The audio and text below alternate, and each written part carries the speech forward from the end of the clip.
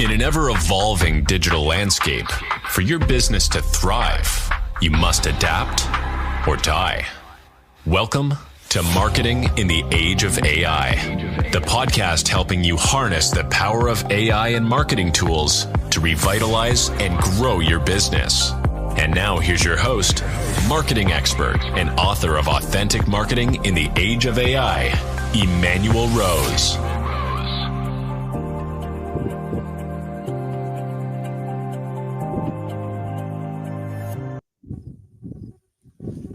Welcome to this episode of Marketing in the Age of AI. I am on location in the Great Plains of Saskatchewan, where the wind is howling and the sun is out and the geese are flying. But today we're talking AI, and we're going to dig into some ideas around what it actually looks like to do some implementations and the part about how in the process you go and find tools and you find solutions and you deploy them for your company or for your clients, and then it takes some time for everything to settle out, and then you go and find the next round of new innovations. And my guest today is Dad Barnes, who's back with us again. I think it's the third episode, and he is a seasoned marketing professional specializing in data-driven strategies that elevate brand visibility and drive lead generation. He has extensive experience in integrated communication, and Thad has also successfully navigated the complexities of the digital landscape and is passionate about leveraging AI to enhance marketing efforts for his agency and for his clients. And welcome back to the show, Thad. Great to be here, Emanuel, and I wish I was with you up there in Saskatchewan. Looks beautiful. All right, well, let's get it on the books for next year. Outstanding. All right, good. So, yeah, talk to me a little bit about what some of the wins have been for you recently on AI, either for yourself or for your clients. Yeah, and we've been doing a lot of things around AI with SMS and having conversations, and mostly for reactivation, right? So people have a lot of leads or past clients that are no longer with them. Maybe it's been 90 days, maybe it's been a year or two.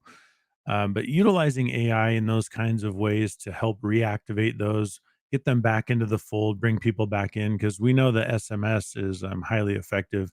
So, finding ways to leverage AI for that, I think just makes sense.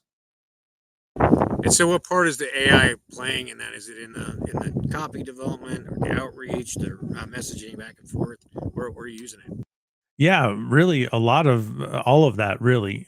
So, like a lot of AI, you have to give it context. So, we give the AI a lot of context about the business or the client, but then the AI not only helps us develop if you want to call it a script, but don't think of AI bots in SMS like a traditional, ask this question, get this answer. It's very conversational. So, the AI does help us develop that actual conversation structure, but it's really how it can have a conversation with somebody and feel very natural, very text natural.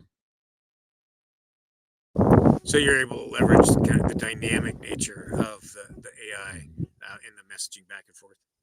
Yeah, absolutely, based on, again, on the context you give it, and we're finding that's the biggest key, right, with AI, probably in general across the board, is that context is so important. And not only discussing what it is the client does or what it is the value that we're trying you know project to the prospect, but also why are we projecting this value, right? That's a huge part of context that I think people miss. And in conversation, it seems very natural. When you and I talk, we give context, but people don't think of AI that way, and I think that's important. And so we use it extensively for that purpose. So then you have some essentially a custom GPT that you're focused the outbound AI agent to reference in order to have these conversations. Yeah, exactly. And I could give you an example. If you're trying, and again, I really want to drive home the point of context because I think it's missing for a lot of people.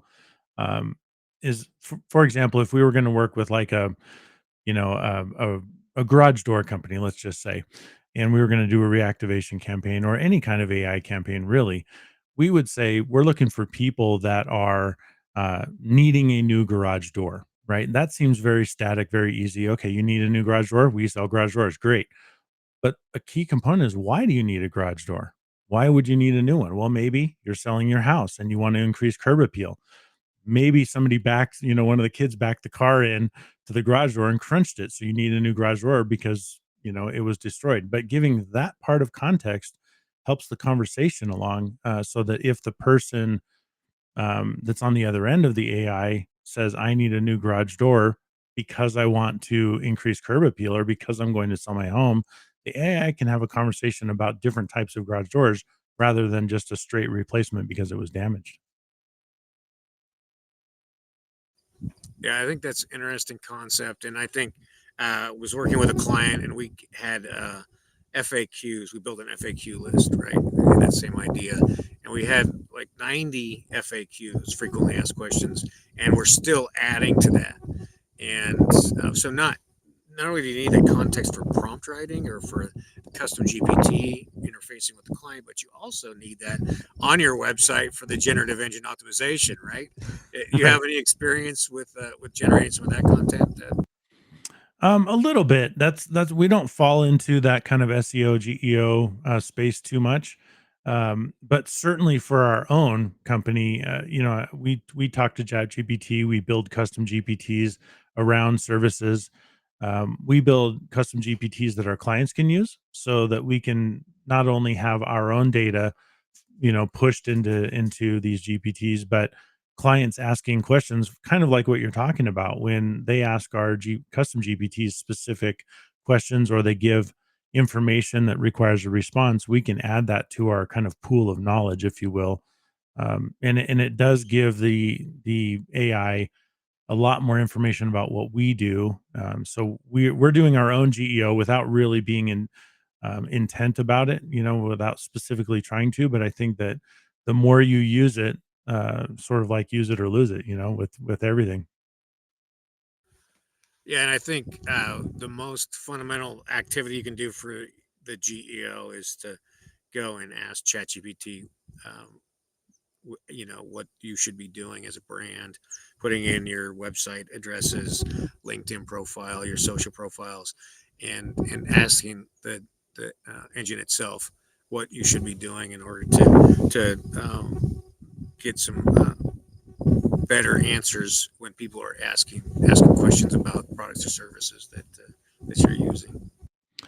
I think it's super important, and I'll give you another example. Just to test, I asked ChatGPT for a list of local roofing contractors in Reno, where I live, and not only did it give me a list of 5 contractors, what I found was that it made up 3 of them. They weren't even real companies.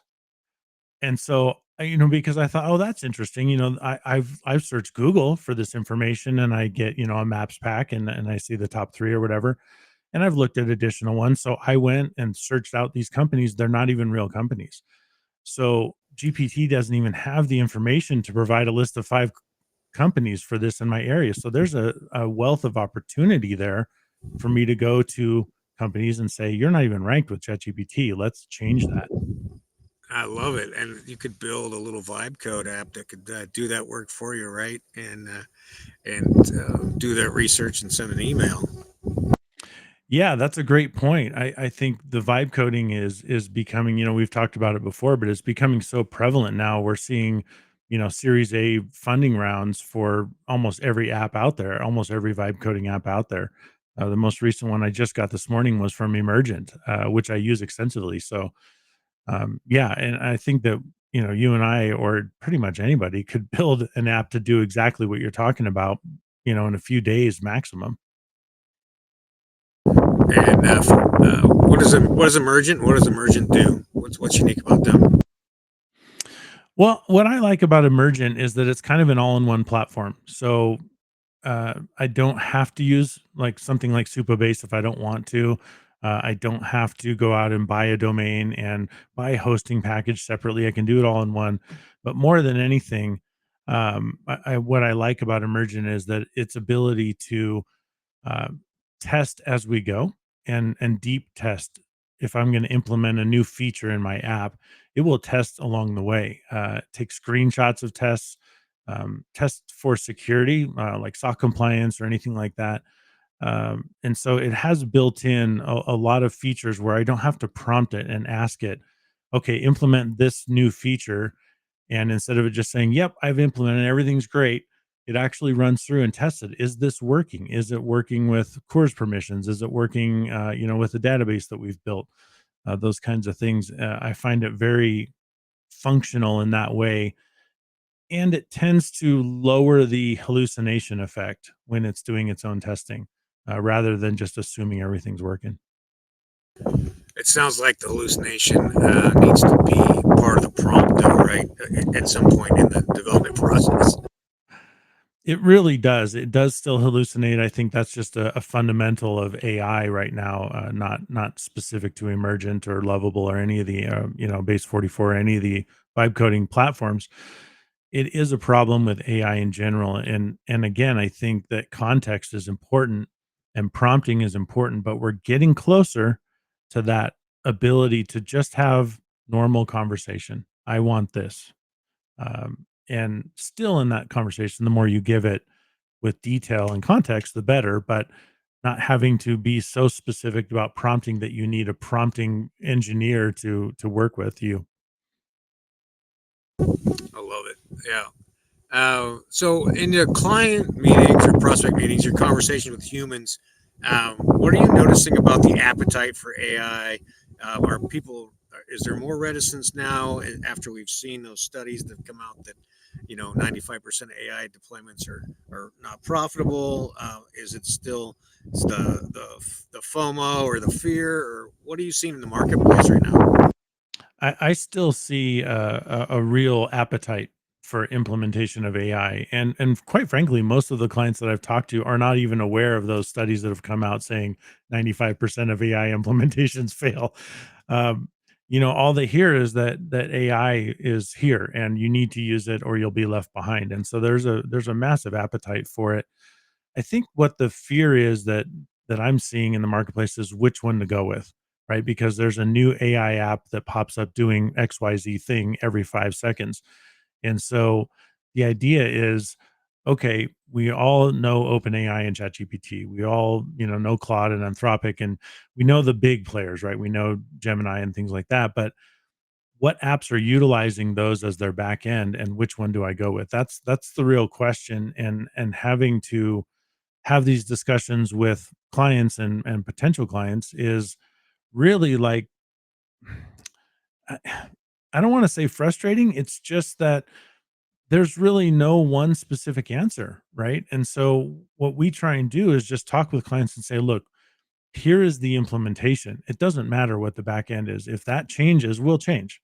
But here's the implementation to solve your issue. And in this case, let's talk about SMS AI.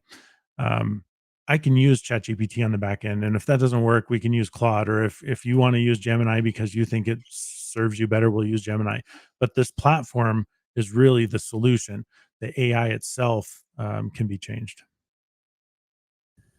Yeah, and I think what we've seen is that if you build in Gemini the gems, right, the custom GPTs for Gemini, the more direction you can give it, the more context, the better prompting, the more structure and guardrails that you can put into any one of those platforms, the better results you're going to get.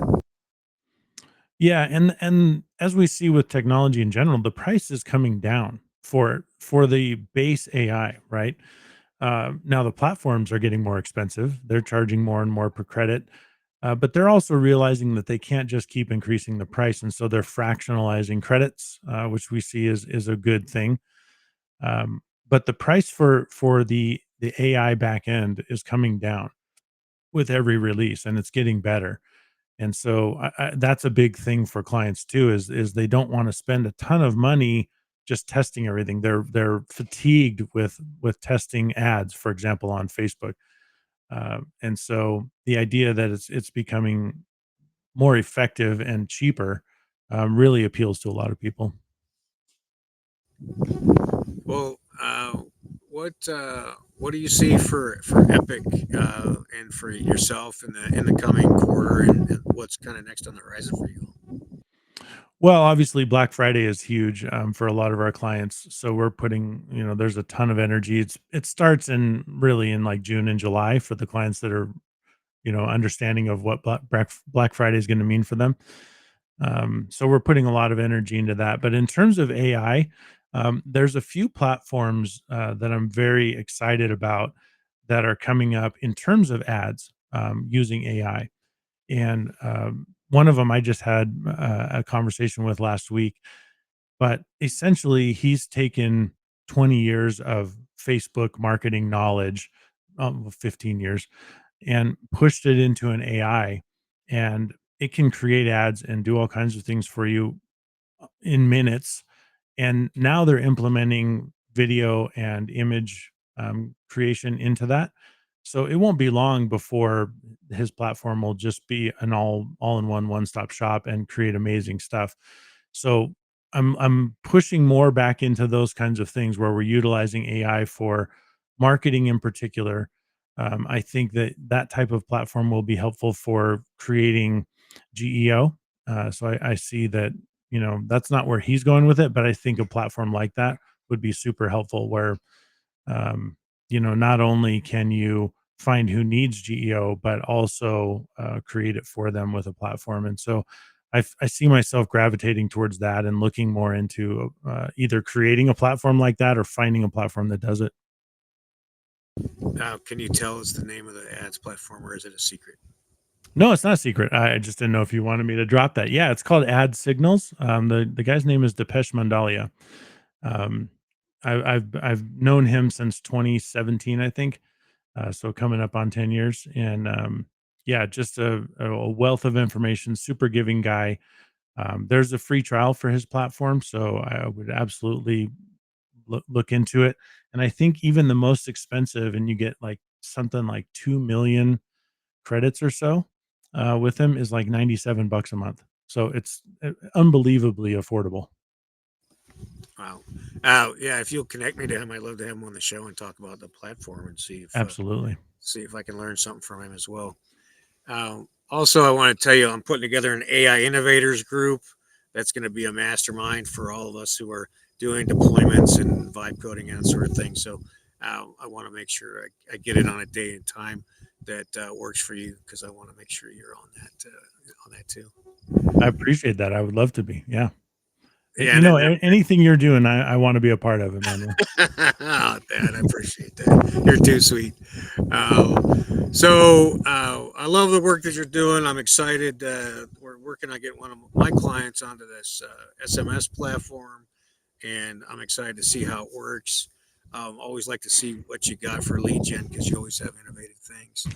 Um, Love to have you tell everybody how they get in touch with you if they want to have a conversation about marketing. Yeah, well, you can reach out to me at epicdm.com. You can email me hello at epicdm.com, or you can find me on LinkedIn, at LinkedIn/Thad Barnes. And I'm pretty active almost everywhere except Facebook. So, uh, yeah, those are probably the best ways to get in touch with me. And yeah, let's chat about what you got going on in your business. And talk a little bit about the podcast that you're doing. Oh, Ready, Fire, Aim. Yeah. Well, you and I have an episode that's dropping shortly. Um, yeah, Ready, Fire, Aim is really about a lot of what we're talking about getting products and services out there before they're perfect, right? Because if you wait for perfect, that'll never happen. So the idea is that you want to launch and iterate quickly. So if you think about uh, your next service project coming up, don't wait until it's perfect. It will never be perfect. Get it out there, get feedback from those that are using it, and then serve their needs. I like it, and I enjoyed being a guest on your podcast. And it's on all the platforms, right? It's everywhere. It's on YouTube. It's on Spotify, Apple. The only place we're not on, and I just realized this, is Google Podcast. So I need to get that taken care of.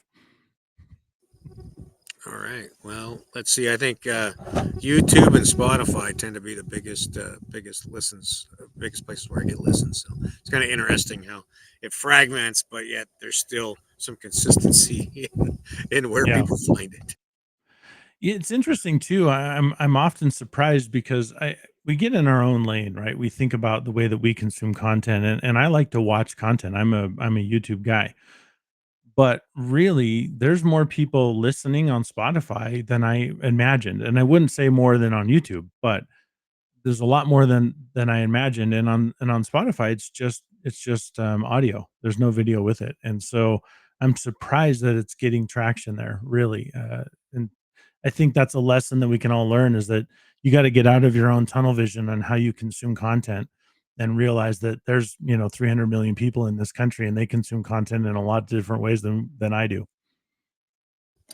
Yeah, I think that's a great marketing reminder. Is that you are just one example of what happens, and that you've got to let the marketplace determine how you deliver content to your ICP based on how you do it.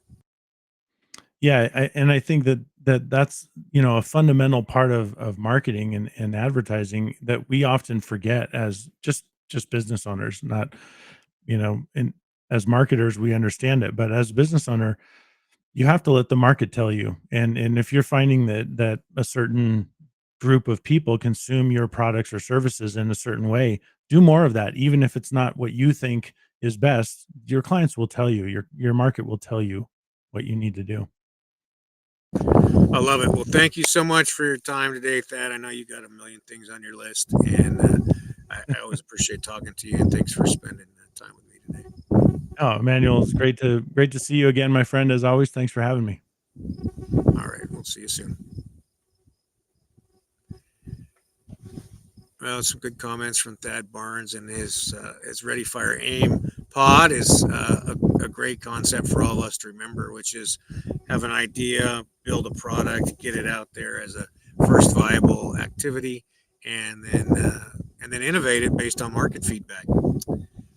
I hope that you found value in the episode today. I also hope that you take some time to find an AI tool or two and test it and find a way to get some time back for yourself. And with that time, you continue to upskill, that you spend it with your friends and family, and that you get outside in nature and get away from the screens. It's Emanuel Rose, working in the age of AI. Thanks for listening to Marketing in the Age of AI. Be sure to subscribe wherever you heard this podcast so you never miss a future episode.